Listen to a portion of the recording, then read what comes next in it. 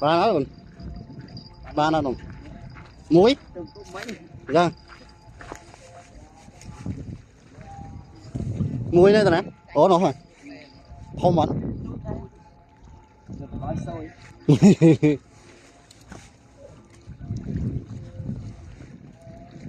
ly nuôi cái đặt toi ly đánh đây đặt toi ly đánh đây cho Tracy đánh đây à còn ly nôm phòng tia dạ ly nôm phòng tia hay ly phòng tia mà họp đi đó bay khổ mày ở đó mày còn